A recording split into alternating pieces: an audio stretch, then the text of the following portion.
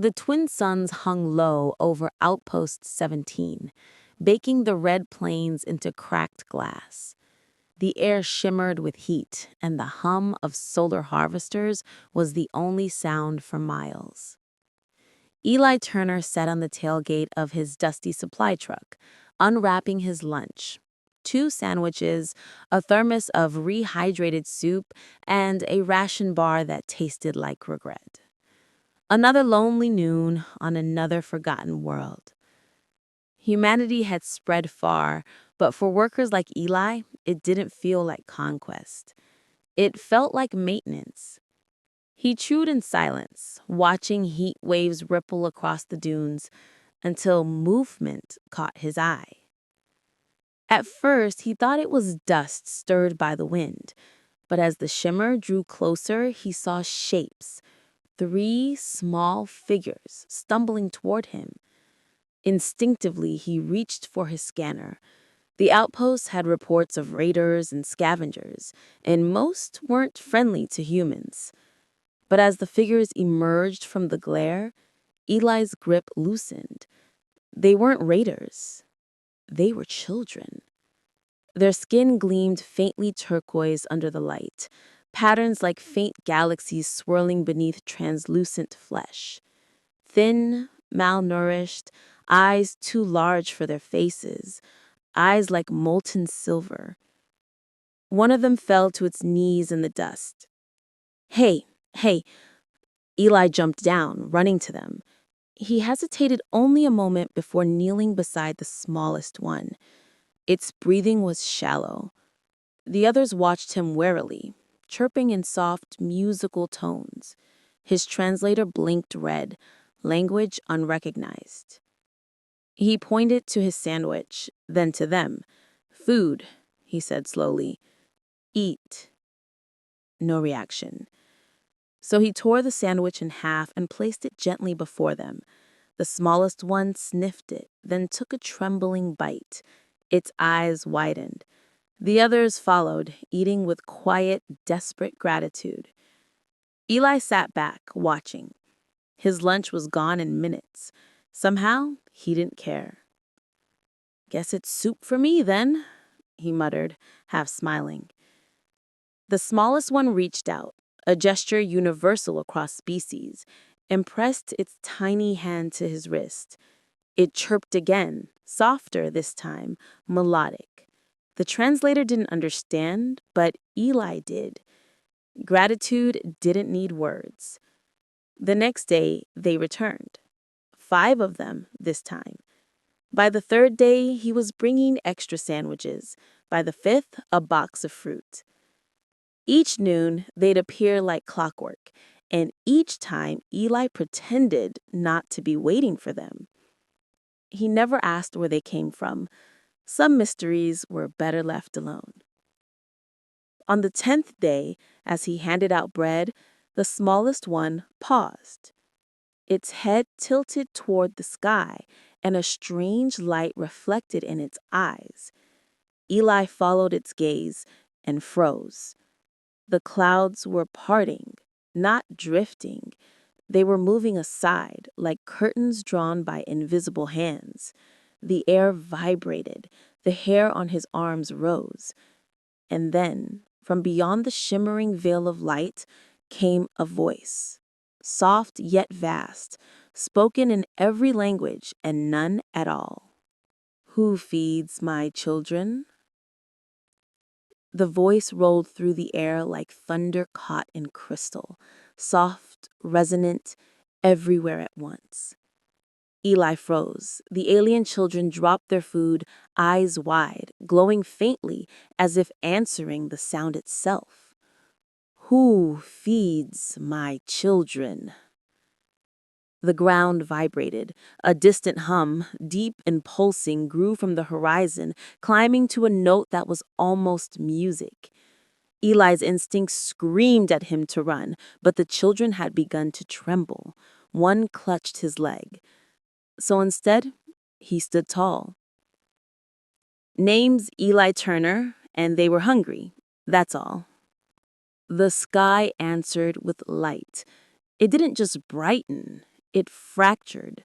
Lines of pure energy split the clouds like molten glass, revealing something immense behind them. A shape moved beyond the atmosphere, so vast it distorted perspective. A construction of silver and shadow, alive with motion. Eli's knees went weak. "That's not a ship," he whispered. The air pressure dropped. Sand lifted and spiraled upward. From the heart of the radiance descended a beam, a column of soft golden light that touched the ground with infinite grace. And within it, a figure began to take form. She was tall, taller than any human, her silhouette wreathed in living fire. Her robes shimmered like liquid metal, flowing with constellations that pulsed to her heartbeat. Her face was mostly hidden, veiled by energy, but her eyes shone through. A pair of miniature galaxies, infinite and ancient. The alien children cried out, falling to their knees. Eli's heart hammered. He understood without being told. This was their mother. When she spoke, the words were both sound and thought. "You are human." "Last time I checked," he said softly, his dry humor betraying fear. She studied him. "You trespass upon my world, and yet you feed my offspring without demand, without claim, without fear." "They were starving," he said, voice now steady. "Didn't seem right to just watch." Her head tilted slightly, as though confused. "You did not know who they were." "Did it matter?" For the first time, the light around her dimmed, not fading, but softening. The air stilled. Even the wind seemed to hold its breath. In 1,000 systems, compassion is traded like currency, yet you gave freely. Eli shrugged. "It's what we do." The alien queen looked down at her children, who clung to her robe of light. "You gave what my empire, my fleets, my servants did not. You gave mercy." Her voice deepened, echoing across the plains and into the sky itself.